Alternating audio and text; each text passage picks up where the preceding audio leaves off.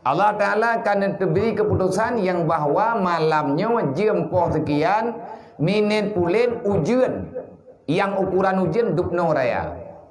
Kalau seandainya dan pegah kadang-kadang tipi raya gara-gara ujian jai datanya, adakah kita bisa menghalau banjir? Adakah kita bisa meminta kepada Allah Ta'ala baik bulan baik pulen mandoa yang dalam hadis Nabi? Memang tidak berubah. Nabi pekan tidak mendoa, Allahumma hawa alaina wala alaina. Ya Allah, turunkan hujan itu kepada kami, tapi jangan di atas kami ya Allah, tetapi turunlah di sekeliling kami. Allahumma hawa alaina wala alaina.